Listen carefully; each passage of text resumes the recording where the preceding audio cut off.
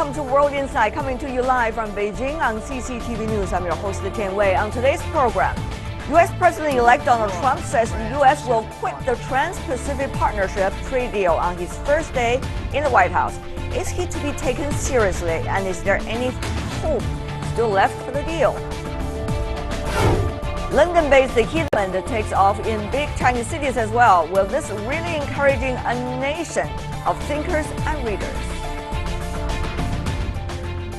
And we begin today's program with the U.S.-backed Trans-Pacific Partnership trade deal known as TPP. President-elect Donald Trump from the United States has laid out a list of priorities when he enters the White House. That includes withdrawing the country from the deal. Though this has been an anticipative decision from the new administration, ripples are still being felt throughout Pacific and beyond. An unsurprising announcement. On trade, I am going to issue our notification of intent to withdraw from the Trans-Pacific Partnership, a potential disaster for our country. Instead, we will negotiate fair bilateral trade deals that bring jobs and industry back onto American shores. The massive trade deal is a proposed agreement among 12 Pacific Rim countries. It would cut tariffs and deepen economic ties. Though signed by nations covering 40% of the world's economy, the TPP has not yet been ratified by the individual countries. TPP is meaningless without the United States. It's for the same reason that the renegotiation is impossible. With Trump's presidency victory, the withdrawal of the U.S. was expected. During the campaign trail, Trump continuously gave arguments against the pact. Yeah, I think it's an immediate loss of credibility in Asia, but in a way that potentially positions the U.S. to re-engage moving forward. But the de facto death of the TPP does not spell the end of free trade. At the APEC meeting in Peru last weekend, leaders of 21 Asia-Pacific member economies endorsed free trade and warned the dangers of protectionism. As we move forward, we're keeping our options open. We're talking about how important trade is in positive ways, and we're continuing to collaborate on the positive issues that we know can make a difference in people's lives. Other fellow members of the pact say they have not yet given up on it. Furthermore, China also stepped up to propose 2 free trade deals in the region. Though Trump might deal a fatal blow to the TPP, Asia-Pacific is still facing robust trade prospects and intense economic competition. To discuss more about the possible death of the TPP and future possibilities, we are joined in Beijing by Professor Liu Baocheng, Dean of the Center for International Business Ethics with the University of International Business and Economics. In Washington, D.C., we are having 3 guests, Gary Hufbauer, who is from the Peterson Institute of International Economics, and also Mr. Simon Lester, Trade Policy Analyst from Cato Institute. Finally, but certainly not least, Young-Jung Lim, lecturer in Korea Studies at the School of Advanced International Studies with Johns Hopkins University, originally coming from South Korea. Welcome to the 4 of you. First of all, how should we understand from the 2 American guests, Mr. Hufbauer, about the decision made by Mr. Trump during his first 100 days, getting off, rather, TPP? Well, my view of this decision is that Mr. Hufbauer, please. Yes. Yeah. My view of this decision is that it's a golden opportunity for China to extend its geopolitical and economic footprint in Asia and further in South America and other parts of the world, because the U.S. is clearly withdrawing by this decision, is coming in, and the other big power in trade and economic events is China. So we will see whether China takes advantage of this opportunity. But Mr. Hufbauer, you probably want to clarify for what do you make of this decision yourself? It's not just China's reaction to your decision, but rather the decision itself. What does it mean to the United States? Briefly, if you can. Yes, well, for the United States, it means that we're going to give up the possibility of increasing our own economy by about 0.5%, which is actually a pretty big number for the U.S. It also means that we're not going to have access that we had negotiated to markets in Japan, Malaysia, Vietnam, which we don't have trade agreements with. So we're going to give up those opportunities. Giving up opportunities, that is what it means, according to Mr. Hofbauer, about withdrawing from TPP for the U.S. Mr. Lester, you're coming from Cato Institute. Probably you have different views? I don't have different views. I have additional things. I think there's a lot we don't know about Donald Trump's trade policy at this point. He hasn't put together a trade team yet, so I think to some extent we just have to wait and see what concrete proposals they've come up with. Now, obviously the announcement of withdrawing from the TPP is a big deal, and he's been saying that all along on the campaign trail. At the same time, I think we do have to recognize that this may be just a negotiating tactic. Donald Trump prides himself on being a good trade negotiator. Maybe he thinks this is the best way to get the best deal from our trading partners. So I think we do have to take some time and see what the Trump trade team that eventually is put in place actually has in mind for trade policy. Mr. Lester, help us to understand as well. Mr. Trump, during his campaign, he's talking about TPP, quote unquote, as a disaster. But of course, that's campaign rhetoric. Coming into the office, governance, that's a different thing.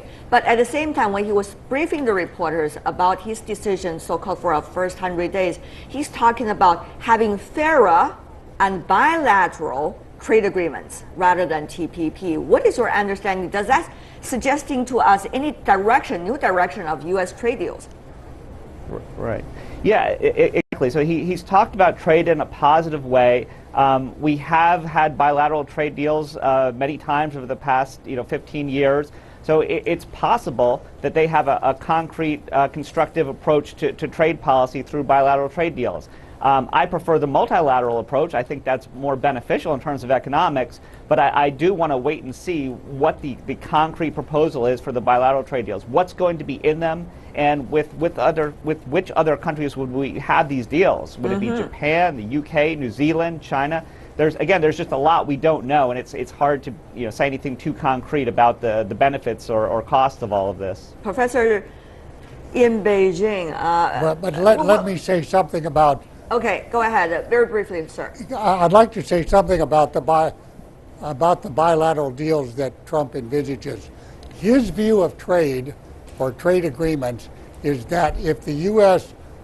Imports more from the partner country, that's not a good deal. If the U.S. exports more to the partner country, that's a good deal for the United States. So what he wants to do in trade agreements is to reduce the size of U.S. trade deficits with countries like Japan or Mexico, or if we had a trade agreement with China. Now, we've never, in recent history, negotiated trade agreements with this notion that the U.S. is going to export a lot more to that country and import not much more from that country. So he's starting from a very different point of view on how trade agreements ought to look, and a very difficult one to achieve an agreement on. Right. Professor Liu here in Beijing, what is your observation, Professor Liu, in Beijing about that? First of all, the decision, if likely to be taken, we don't know because Mr. Trump seems to change his mind most of the time. Secondly, what would be China's reaction? Some say China is golden opportunity. Do you agree really with those views? Well, I'm not that optimistic about China because the assumption of seeing this is that it is a zero-sum game. Actually, regional integration is the common goal that is there to boost trade and bring out the new vitality for economic recovery.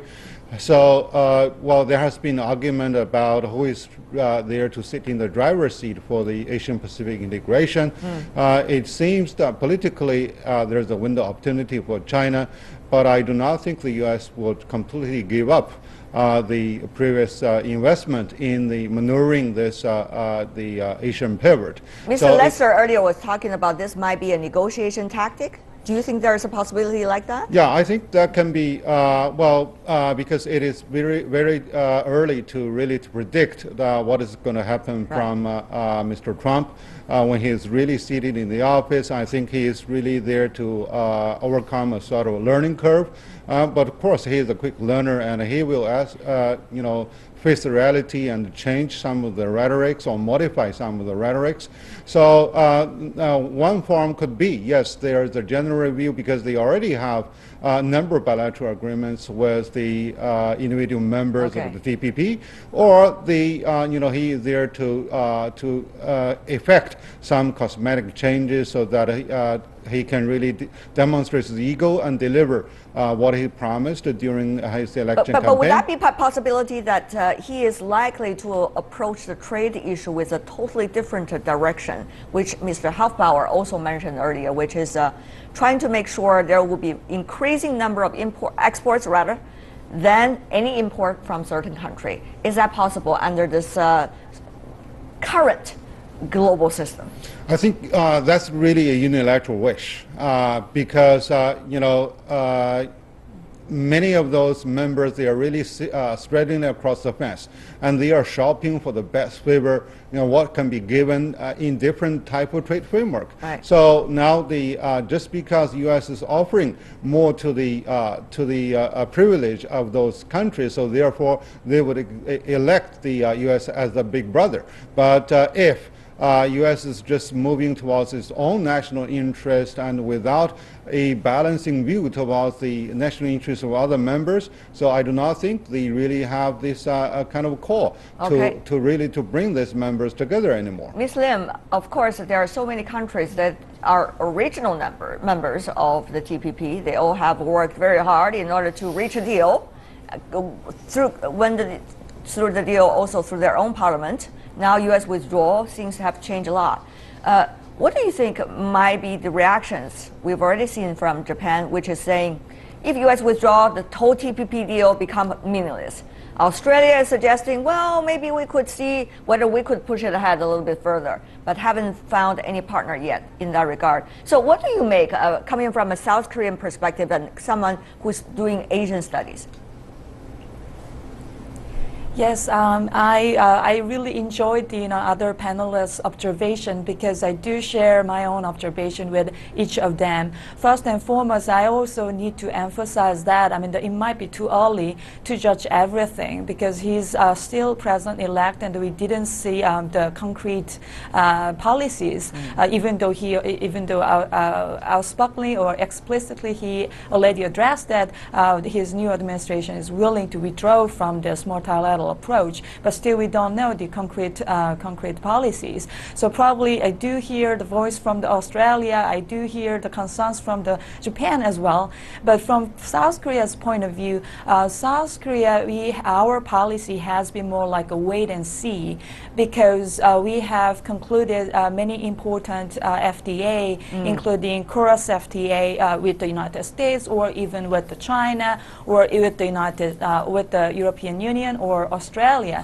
So our policy has been more like a wait and see, and some criticism actually have been made by the other party because their criticism was more about our government's indecisiveness. But probably the policy actually resulted in a kind of successful outcome. So we'll see. But my last comment should be our major concern is what if the U.S.'s that kind of geostrategic, geopolitical influence in this region is shrinking substantially. Yes, I think I want to share that kind of observation. I see. Mr. Hofbauer, one of the things that you want to make when you do the comparison is about, what about the other alternatives? If TPP doesn't work, let's just say, what are the other alternatives? Is RCEP likely to be as the same weight as TPP? How would you compare these two concepts? What could be something else that could make up for the loss, quote unquote loss, for some countries at least? Let me give you a quick answer, and then unfortunately I have to leave because I have another all right, sir. Go ahead. Right at this very moment. The RCEP doesn't have as high standards as the TPP did. It's not as comprehensive in covering intellectual property, state-owned enterprises, and so on and so forth. However, it's a very important agreement. Many of the TPP countries are in RCEP. And the backbone of RCEP is the willingness of China to provide finance for all kinds of infrastructure in the other RCEP countries, the One Belt, One Road initiative and other Chinese initiatives.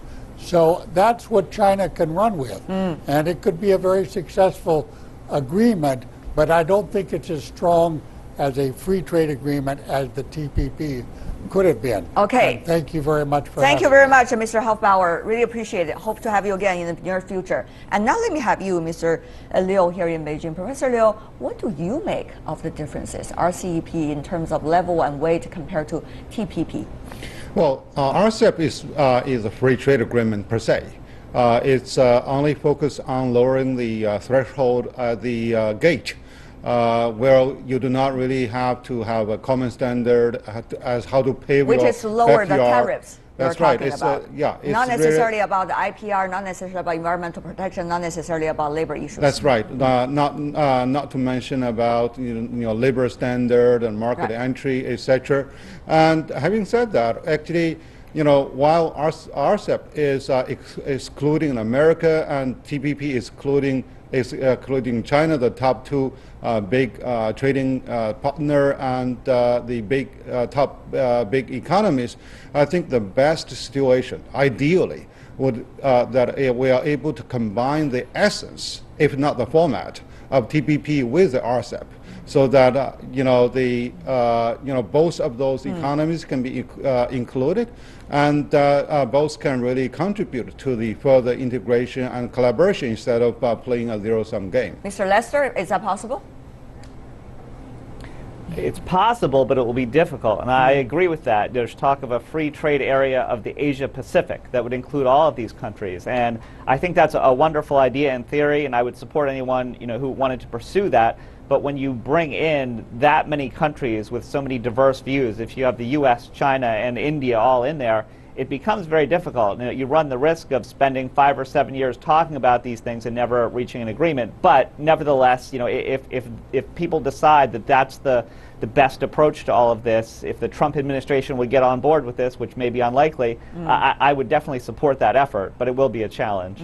I want to follow up by asking you, Mr. Lester, because you are originally from the U.S., so TPP, at the very beginning at least, had been perceived as an economic aspect of the overall U.S. entry into the Asia Pacific, the so-called rebalance. And it excludes China with a purpose. And now, if President-elect Trump scrap off TPP, what kind of message do you think, in terms even of U.S.-China relations, that is likely to send? As complicated as U.S. trade policy is, and as hard as it is for us to figure out what a Trump administration might do, I think foreign policy is even more difficult. So President Obama made the pivot to Asia a centerpiece of his foreign policy, this rebalancing, going from the Middle East and shifting to Asia because this was going to be the Asian century. We don't know a lot about what the Trump administration, the Trump people think about this issue. They've talked a lot about the Middle East and interventions that we may do there. They haven't said much about what approach to Asian policy would be. Now, my sense is they'll similarly to President Obama, they will want to constrain China in some general way, but they haven't put forward any specific proposals for how they might do that. And some people would say, well, the TPP was part of that. Well, if the Trump administration pulls out of the TPP, what would they do instead? And I don't think we have any insights on that, but presumably something. Maybe they will realize that TPP is the perfect vehicle to do that. It might take them a few months or a year to get to that point. I see. Ms. Lim, you are more a geopolitical scholar, particularly on the issue of Korean Peninsula. But at this point, we see politics and economics are certainly intermingled, particularly when you see a new administration coming into the office. So it's a mixed signal, it seems, the specific announcement by President-elect Trump made. From your perspective, how much is it related to geopolitics? How much is it related to the trade mechanism do you think he's likely to build? Or how much does it have to do with the so-called learning curve? Yes, yeah, this is a fantastic question, actually. So-called the hub and spoke system. U.S. has been the hub and the spokes countries, including like Philippines, Korea, Taiwan, and Japan. It's not only about the military security alliance. It has been more like comprehensive, much system. Of course, I do hear the concerned voices from American side. This huge deficit, trade deficit, is not sustainable anymore. I do see that rationales, but at the same time, that purchasing power has been leading all the system until today. So if the U.S. is in some ways, shrinking or withdrawing that the kind of economic / political leverage over the region, it might necessarily again influence to the security issues as well. So that's again the major concern of South Korea, probably of Japan as well. As long as the North Korea's threats, if threats from North Korea doesn't stop, we definitely need the security alliance.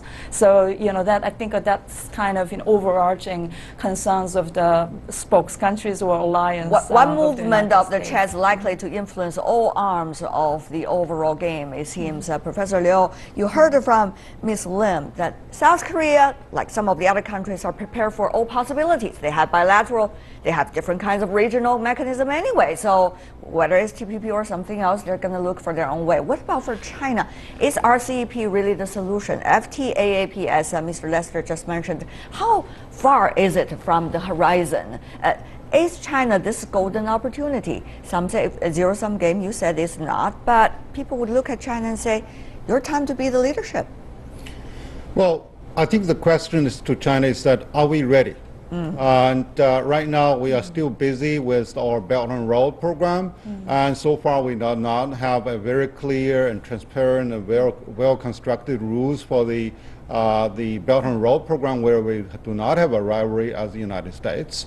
So, right now with the RCEP, but actually China is working with ASEAN more actively. So China is not really playing the only leadership role, although China is most influential.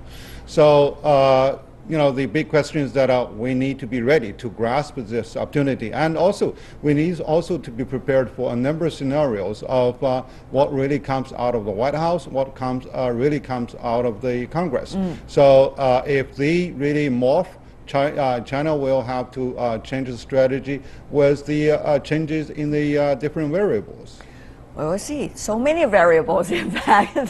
Everybody is not certain about what's likely to happen, but that's the fun of our discussion, isn't it? Professor Liu Baocheng, Mr. Simon Lester, and Ms. Zhenjiang Lim, thank you so much for the three of you for joining us. Thank you, really appreciate it. You're watching World Insight with me, Tian Wei. Still to come on our program.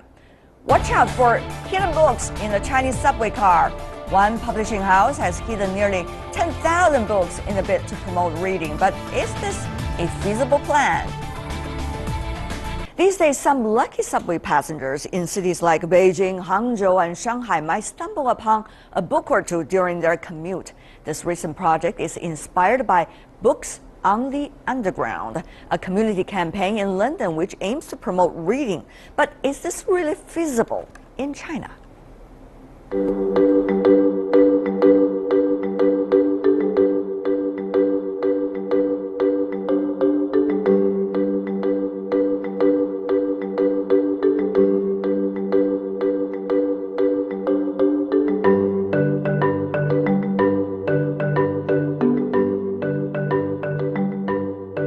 Inspired by this, one publishing firm replicated it in China. And after several days, differing voices among commuters started to grow. I think it's a great idea. Make sure there are a couple of English books so I can read them as well when I take the tube. But our subways are too crowded during rush hours, and not many people know about it. Now, besides the problem of a cramped subway, some books were also left untouched. Passengers thought they were left there by others to reserve seats, and some books were also mistakenly taken away by cleaners. Even so, the campaign has earned the endorsement of some celebrities. However, many social media users questioned the motives of the book-sharing drive itself. There were criticisms of it being an eye-grabbing marketing event that did little to encourage reading. Experts also say the book sharing activity may not suit Chinese society. Firstly, China doesn't have many celebrities like Emma Watson who can make a social impact. Secondly, in China, books are sold relatively cheaper than in Western countries, and some people may feel uncomfortable taking an item that doesn't belong to them.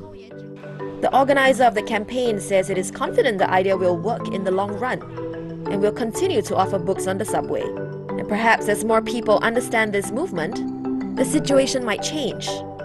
So, would you pick up one to read and pass on? And for more on this rising movement, we are now joined in Beijing studio by Professor David Moser, Academic Director of the Chinese Studies at the Capital Normal University. Also joining us is Professor Li Hua, Associate Professor of Creative Writing from the English Department at Renmin University of China. Meanwhile, joining us from London, we are glad to have Ms. Cordelia Oxley, who is the Director of the Books of the Underground herself. Welcome to the three of you. First of all, let's go to Ms. Oxley. What do you make that your movement is spreading around the world, even here in China, big cities? Is that for me? Sorry? Sure. Yes, I think it's amazing. So we've been doing it since 2012, and recently we've got more and more awareness and lots of newspapers talking about us. And then when Emma Watson joined in a few weeks ago, a lot of people around the world want to set up their own projects, which is fantastic. Do you think that could be a successful movement, though, Professor Li, in Beijing? Well, I just heard about the news yesterday, and well, at first my reaction was not very positive. But as I started to read more articles about this, I think my mind started to be more open. And I think, imagine if it's me, happen to find a book that I love, I think it will be a very happy surprise for me. Probably we need to brief our viewers a little bit, Ms. Oxley, as to how it works. Ms. Oxley. Okay, so the way we worked at the very beginning, the founder, Holly Fraser, she set this up herself, and she created stickers that go on the book, and they say, pick this book up, read it, and leave it for the next day. And at first we just got lots of second-hand books from charity shops and put them on the tube. And then publishers found out about it and they wanted to work with us. So now we regularly put new books on the tube for people to find. So often we'll launch a brand new book on the tube for a big marketing campaign for the publisher. But also we give people stickers for free to put on their own books and leave for someone else to find as well. Do you think, Mr. Moser, this is likely to arouse people's enthusiasm in reading? Or are people just going to look for hidden books and that's it? I think you better warn the subway people, the professionals there. What is this? Throw them away. But I think, yeah, it can arise a lot of curiosity. A lot of people are in a different mindset. You know, they're looking at their cell phone and everything. If there's a book there, actually, I think a lot of people might actually find it kind of interesting to pick up a paper book and actually read it. So I'm not sure in the long run what we'll do, but I think in the short term, some people might actually read something they would never normally read. I think that's a great question, Ms. Oxley, which is this out of curiosity? Do you think people are going to pick up the book and read a little bit? As long as the campaigns goes on, people are going to lose the interest. Or this is likely to help us re-establish our habit of reading a book during the commute. Well, funnily enough, we get a lot of people responding for the excitement of finding something. So that's exciting, to find a brand new book. And that's great, and they share that on social media. But then they also often join a book club near them, or they start reading something else, or they ask for stickers from us to share their own books. So we really have seen the community grow and grow here, and I really hope that that can happen in other countries as well. You see the community grow, Ms. Oxley. I have to clarify for our viewers, to how big is it? Is it really likely to change the habit of a whole generation which is relying on pretty much short article readings on their mobile phones? Not necessarily. It's not going to be for everyone. So a lot of people walk past the book, they won't pick it up. But for someone sometimes who's having a bad day or who hasn't read a book for a while, they'll find something and they will read it through. And we see those books being put back on the tube a few weeks later when they've been read and enjoyed. Okay. Professor Lee, can you imagine your students, were you going Yes. on the subway and find some books? What kind of books you would like to find? Well, for me personally, well, I love Christian Andersen's fairy tales. When I was in America, I longed to have one like that, and I asked my friend to bring it back from me from China. And so some autobiographies, non-fiction books are very popular among my students and myself. And yeah, and also maybe some science fictions, you know, happy surprises. Yes, you know. happy surprises, but you know, is it really going to make a much difference in terms of our reading habits and the ways and means as to how we read? Or this is going to be just minor little beautiful decorations in our daily commute that we just find maybe a little bit fun? Well, I think actually when I was coming here on the subway, I tried to find some books. I didn't find any, and I was a little disappointed. But I think I can totally imagine, you know, maybe on another subway, and maybe when it's not so crowded, and I can find certain books. And I think for me, I will feel very warm, you know, in my heart that, okay, somebody who probably cherishes similar interest and put something like hidden treasure for me to pick up. And it inspires me. And I feel like we all need certain kindness from some, even strangers. And maybe we can give certain kindness to others. And also, I think we all need encouragement from each other. You know? Yeah. Beautifully said. Is it about kindness? Is it about encouragement? How much is it really about books?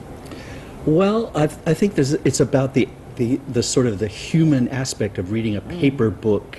And if it were me, if I already knew about this, it would be a nice surprise to find a book. And for me, the way I would like to do it is, this is my book to take, read. I could even take it home, make notes in it. But the obligation is when I finish reading it, I've got to take it back to the subway and put it so that someone else can use it. I love that idea. And if that were the premise, I would do it. I would in fact probably read a book I would normally not read in order to have that interesting pleasure of doing that and sharing it with someone else. But you know, just the way the two of you describe it already make me to think, how much of this is about we, the generations already of today, missing the fact that we used to at least read a paper book. It's almost like finding a hidden treasure a few thousand years ago. So let me go to Mr. Oxley. Is it really worthwhile, besides having some fun, that we still thinking about reading a paper book? I mean, our reading habits have totally changed today. Yes, they have. But what I find, and you're talking about young generations and maybe generations who are nostalgic, but we do a lot of young adult fiction as well that's picked up by young students. And we get comments on social media like, I would never have chosen this book myself, but I've read it and enjoyed it and I've given it to a friend or I've put it back. And I don't think it's about changing how everyone acts. I don't think it's about making everyone read. But for some people, it really lightens up their day, and it means they'll read something they would never have chosen themselves, and they might discover a whole new genre. Miss Lee, though, Yes. I understand in the London too, but maybe the signals for Wi-Fi is not that good. But in Chinese subways, it works perfectly. Right. Which means people have a lot of varieties to choose from. So, really? Is it really going to be making a difference? Yeah, and I think we do have to be realistic. You know, subways in Beijing are very crowded, and even at 9:30 in evening time, you know, it's very crowded, and surprising to myself too. But I think when people actually have a choice, when they actually see some hidden treasure like books, and they will pick it up, at least for some of them. And I think we do want to give them this choice. This is not just hidden books. It's actually in Beijing and in Chinese cities. They want to make it even bigger campaigns, so-called Mo books. They want to have this developed into a total book sharing system within the city or even beyond the cities. David, would you like that? Yeah, I mean, usually these kinds of things are not developed from a top-down approach, like a publisher. Usually it's like a fad, it's like a movement. People find it's cool. But I think this particular one, I'll give you an example. My daughter is 18 years old. I bought her a Kindle because I said, here, you can read lots of books. And in a couple of weeks, she gave it back to me. And she said, I like to have a book that's made of paper. It has my fingerprints on it. It has my coffee stains on it. And after a few weeks, it's my book. It has my smell. It has my. How much does that have to do with? Is this your daughter? That's good. That's a good question. I agree with you, but I think that there are certain people like that, even at that age. I think this could be, and it could be a niche, not the majority, but certain people will be very attracted to the touch and feel of a book. I think so. But does that make a difference? I mean, Professor Lee, whether people like a concrete book or not. I mean, as long as they read, they're going to be enriched. As long as they read, they can go beyond their own ways of thinking. Does the paper book really make that much difference? Or are we too nostalgic of the so-called good old days? Well, I mean, you guys are too nostalgic of the good old days. Let me just correct what I just said. Anyway, look at all this paper. Look at all this paper you're using. It's still here, yes, it's still here. As a backup, though. Yes, you're probably right. But I think, I love this idea of sharing a book with someone. As an author, when I read from my readers that how they enjoy the book and then they pass it on to someone else, I feel greatly encouraged. And also when you write something on a book, and I have some personal touch, and then somebody who we probably will never meet in this lifetime, we see my handwriting and see, oh, there's another soul on the earth who happens to write this book and like this book, and I think this beautiful connection among human beings. Beautiful connection, yes, indeed. But we have seen enormous amount of examples in Chinese cities over the past few years. Libraries, moving libraries established for all kinds of social groups. It could be for migrant workers, it could be for students, it could be for, professionals who are on and off from work, but none of them eventually become successful, become a movement, become something sustainable. What does that say, David? With your coffee stain. Yeah, well, it says we've lost something here. I mean, you gain something with the digital technology, which is universal access and cheapness, but you lose something, which is that human. Look, Tianwei, your Chinese invented paper. Don't you think it's a sad thing that paper is becoming a thing of the past? I mean, books in China were a very precious commodity, and now it's like, who cares? You don't think so? But people could find it elsewhere. So let me come back to Ms. Oxley. Ms. Oxley, what do you think? I mean, the efforts that we put in so much on this movement, it's fun. I mean, to begin with, it's certainly fun. Let's do that, no problem. But can we also, with the same amount of effort, for something else? I mean, for promoting reading in your cities. It does not necessarily have to be in a paper book, but same amount of efforts devoted to promoting reading. Whether they do it from a mobile phone, whether they do it from Kindle, whether they do it from a paper book, that's fine. So are we concentrating too much on the idea of a paper book? Or should we put on the same amount of effort on something else also related to reading? Ms. Oxley. Well, a lot of our discussions are about reading in general, so we'll encourage anyone to read in any format that they prefer. I can understand why people use Kindles or their phones because it's convenient. And we have those conversations at book clubs where people have read it on different devices. The only thing is you can't leave a Kindle on the seat next to you for someone to find. So the best way of us for doing our movement is through paper books. But absolutely not. Anyone can read through any format that they like. Which brings us really the question of the future of books. The future of books as a way of communicating between people. How long can it really last, Professor Lee? Wow. I certainly hope that can last forever. I feel like that's something very deep from a human heart, something that's in a book. And this news, I think, started me to think that there is a new possibility, even at this time. And I think books are just books, but what's in the books is more important. So I don't really care what format it is in, but if this beautiful truth is really communicated, I think that's so much better. than anything else. When it becomes a social movement, that's always a beautiful thing, isn't it, David? Absolutely, absolutely. Anything that brings people together, even if it's a smaller group of people that still love books, it creates, you know, a movement. It creates it, and I think that for the future of books, there'll always be a need for certain books that just work on paper, like children's books. Yes, you don't want to be reading to your child in bed with a digital book, right? So there'll be always a need for paper books. All right. Well, interesting and beautiful discussion certainly we have today. I'm going to go off from work and try to look for some books in the subway. Somebody prepare for me. Put it up there. David Moser, Li Hua, and Cordella Oxley. Thank you so much for the three of you for joining us. Really appreciate it. Thank you. All the best in the subway. Yeah. That is all the time we have for today. If you'd like to see more of our program, visit our website. Just type World Insight CCTV News into your search engine or check out our YouTube channel. From me, Tian Wei, and everyone on the World Insight team, thanks for watching. Tune in again tomorrow for more insights from across China and around the world. Good night.